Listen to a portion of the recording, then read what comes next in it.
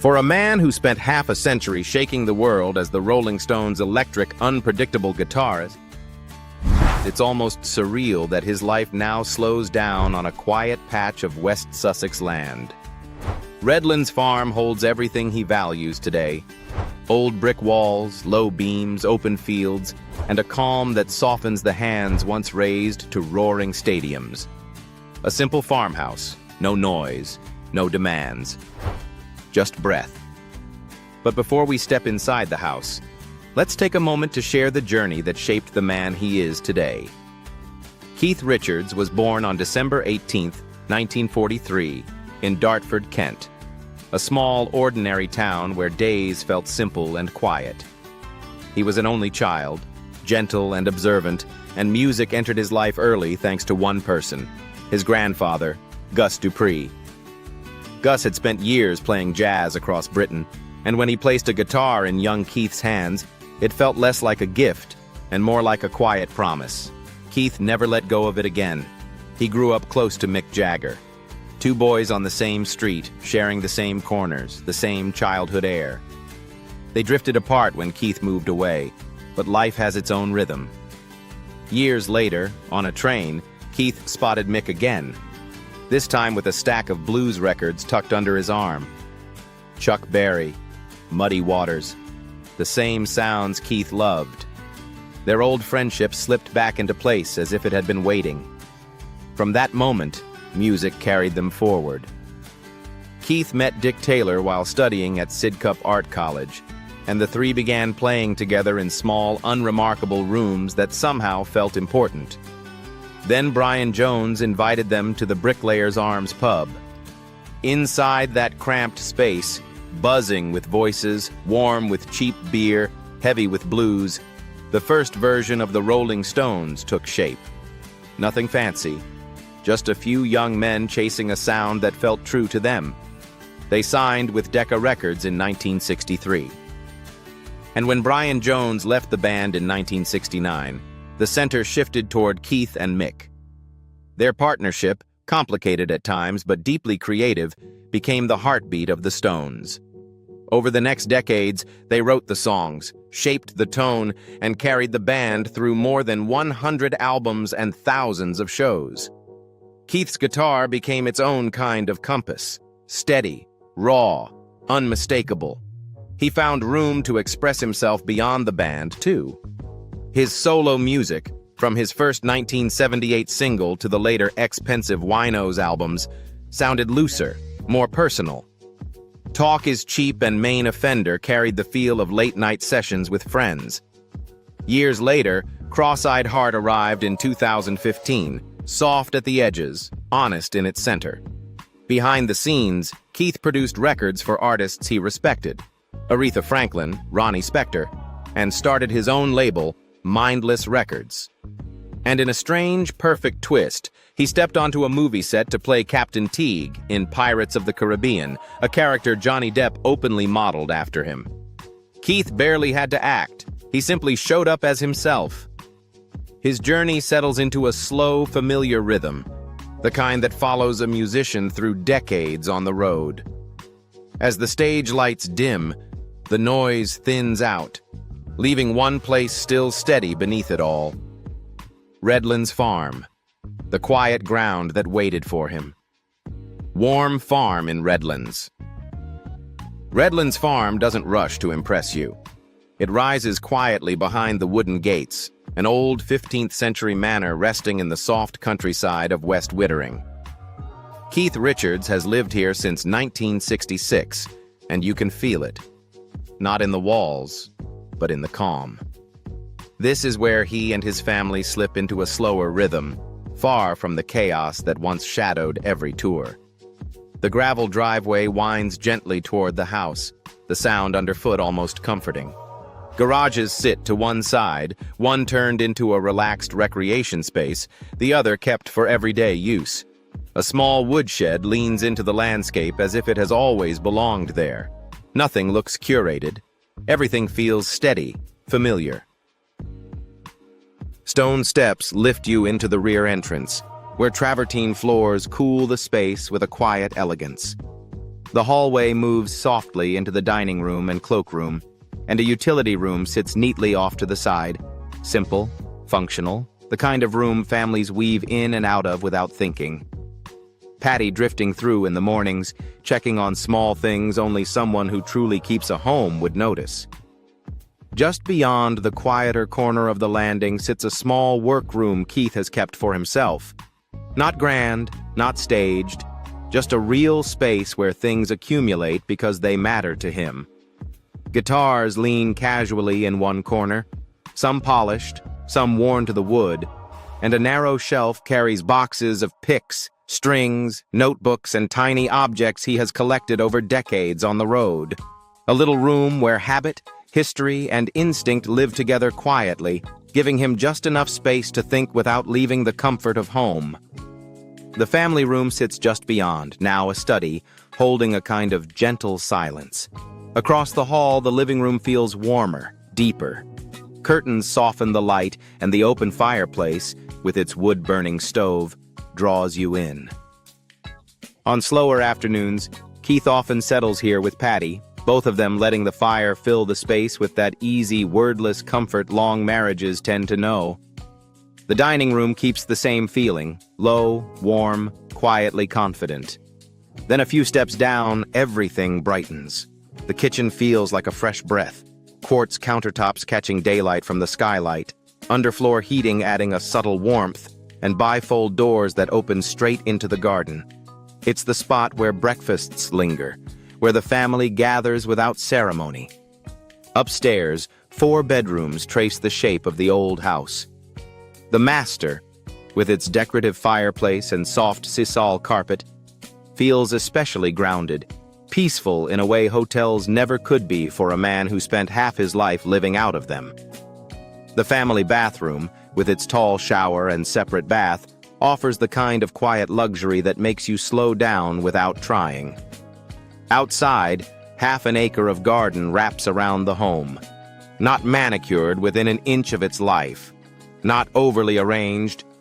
Just green, gentle, and open.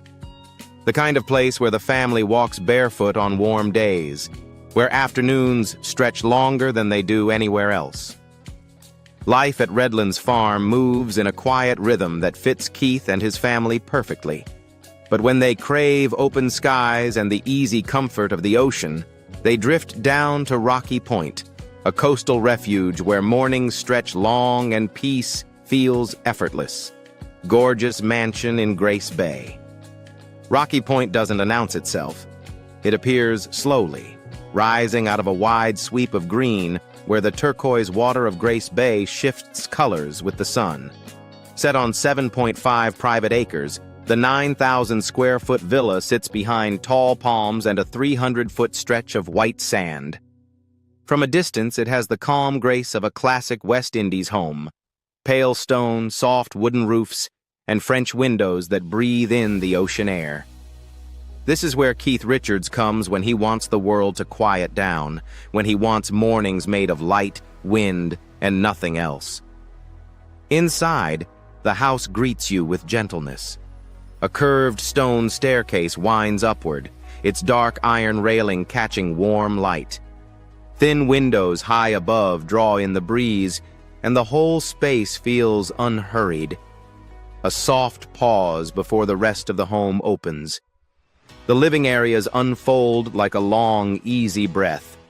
One lounge, brushed in seafoam greens and sandy whites, frames the pool and the ocean just beyond it.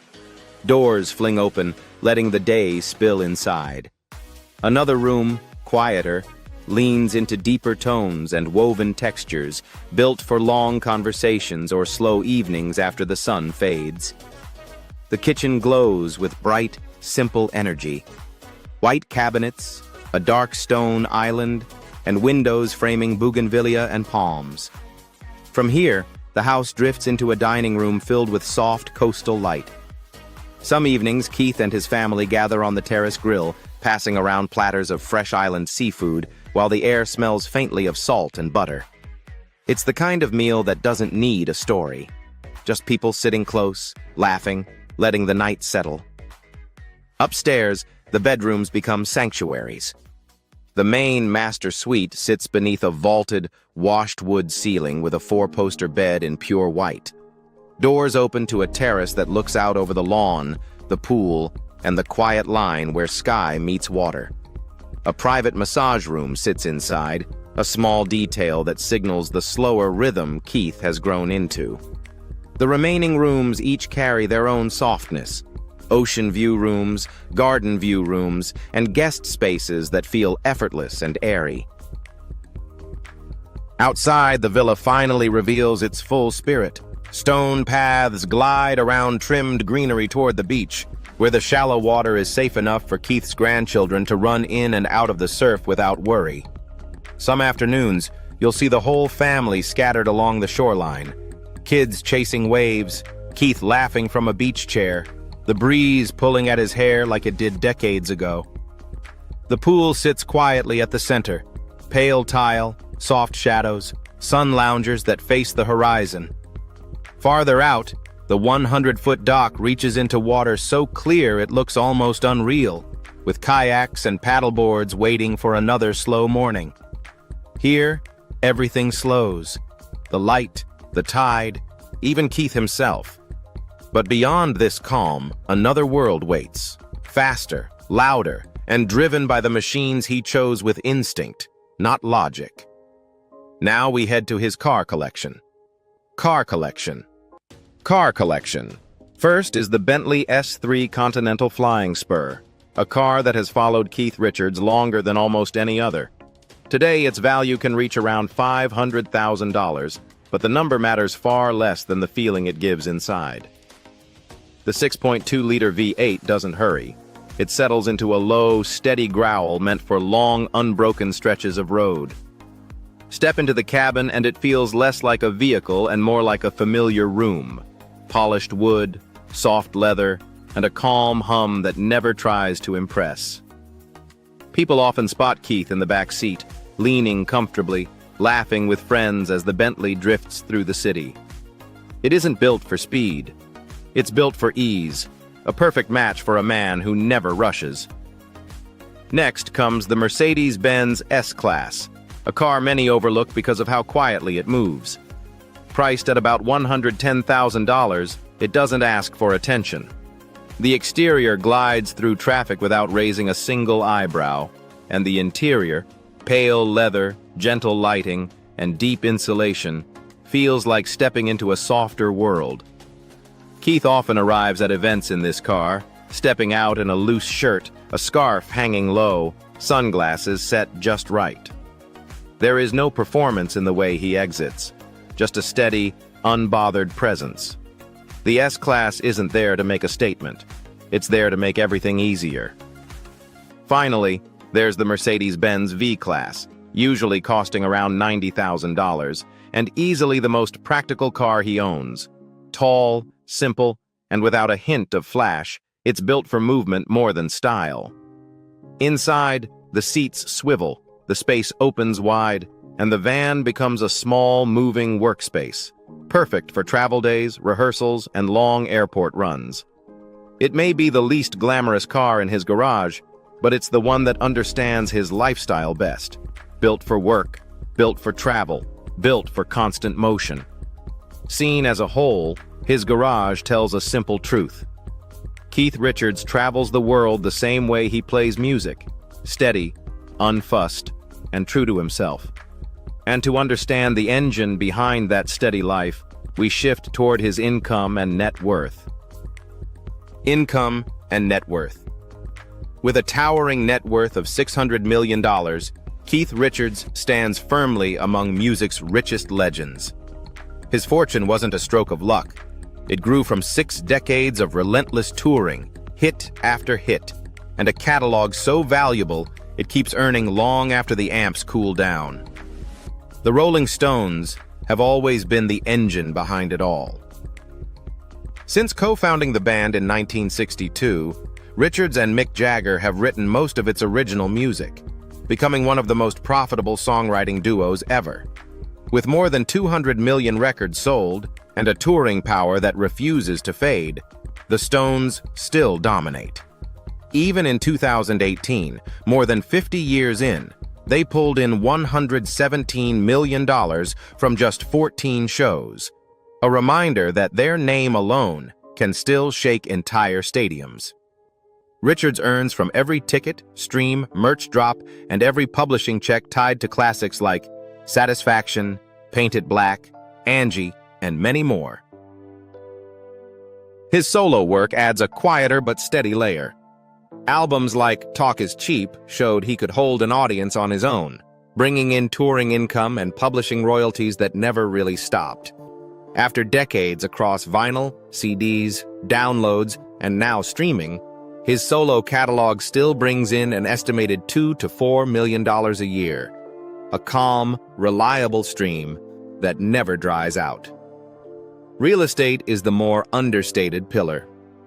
Richards owns a main estate in Weston, Connecticut, a private villa on Parrot Cay in Turks and Caicos, and Redlands, the Sussex property he bought in 1966 for about $780,000. Homes in the area now sell for several million. Nearby, Cate Blanchett's $4.68 million purchase gives a sense of the market. Combined, his properties likely sit comfortably in the multi-million-dollar range. And then there's the thing only Keith Richards could accumulate: about 3,000 guitars. Some are tied to legendary tours, others are rare vintage pieces worth 6 figures each. No official number exists, but experts estimate the entire collection could easily top $10 to $20 million. His annual income shifts with the Stones' schedule, but between royalties, publishing, touring cycles, and property appreciation, Richards often brings in $30 to $60 million during peak years. It's wealth shaped by endurance, craft, and a work ethic far stronger than the myths that follow him. After decades of loud shows and long tours, Keith settles into a slower rhythm. And once the noise drops away, the man behind the legend feels different, softer, more patient, more giving. This is the point where the story shifts, leading us into the charitable side of his world. Philanthropy. One of the places where Keith Richards shows the most heart is in the world he came from. For years, he has quietly supported MusiCares, the Jazz Foundation of America, UNICEF, and the World Food Program, often donating performance fees or sending private gifts that rarely appear in headlines. Over time, his contributions to artist and relief-focused charities are estimated to exceed $1 million. In 2008, he redirected his entire Louis Vuitton campaign payment, believed to be around $500,000, to the Climate Project, turning a luxury endorsement into an act of environmental responsibility. His support for the planet stretches further. Richards has donated to ocean protection groups like Project Zero and the La Mer Blue Heart Ocean Fund, both dedicated to reef restoration and marine conservation. Artists at his level typically give in the low 6 figures, and industry estimates place his combined environmental contributions at roughly $500,000. In Connecticut, where he has lived for decades, he has steadily backed community programs for adults with disabilities. Through longtime support for Sphere and the Prospector Theater, Richards is believed to have donated more than $100,000, helping sustain job training programs and inclusive arts initiatives that don't usually receive national coverage. His presence alone can shift the scale of a fundraiser. At Love Rocks NYC, the annual benefit for God's Love We Deliver, Richards helped anchor a night that raised nearly $2 million. While his personal donation wasn't disclosed, musicians of his class typically contribute $250,000 to $500,000 to such events, and the visibility he brings is often worth even more. When global crises hit, he steps up. After the Haiti earthquake in 2010, Richards joined the Hope for Haiti Now campaign, where participating artists generally donated between $50,000 and $150,000. The telethon ultimately raised over $60 million, with Richards adding both money and global attention to a moment of urgent need. Books have always been a refuge for him, so literacy became another natural focus. Over the years, Richards has supported library programs in both the US and the UK, including key contributions to the Westport Library in Connecticut. His giving in this area likely totals around $200,000 to $400,000, funding reading rooms, children's programs, and free access to books. Taken together, his philanthropy reveals a pattern of consistent, meaningful support, delivered without fanfare but with real impact. From here, it's a natural step into the part of his story that rarely makes headlines, the private life he guards so carefully. Personal life. At Redlands Ranch, Keith Richards' life moves slowly. Most mornings start slowly. Patty Hansen beside him, sunlight filtering through the old wood floors, the house waking up in its own gentle way. Their daughter and grandchild wander through the rooms at different hours, bringing giggles, creating the comfort that only family can provide. When the wall starts to get too quiet, the family retreats to their home on Parrot Cay. The photos tell it all. Keith in loose-fitting beach shorts, Patty holding the dog under her arm, toddlers dipping their feet in the warm sand, everyone laughing at stories that don't require jokes. Out there, he's not a guitar legend. He's just a grandpa on the beach, letting the tide and wind slow things down. The evenings could look completely different. Long dinners, Patty leaning in, her wine glass catching the light. And then, somewhere between dessert and midnight, the old spark reappeared. Keith picked up his guitar, leaned toward it as usual, and strummed a chord that silenced everyone around him for a moment. The music never left him. It seemed to flow into the room like an old friend. The turmoil he had been through, drugs, arrests, the press, now seemed distant. Age and family had smoothed the edges. He kept things simple. A small glass of wine, a light cigarette, and a piece he once thought only others could have. What remained was the real Keith, steadfast, loyal, and closely tied to the family who supported him. If you want to know what our next story is, leave your name in the comments. And as always, please like, share, and subscribe to our channel for more videos.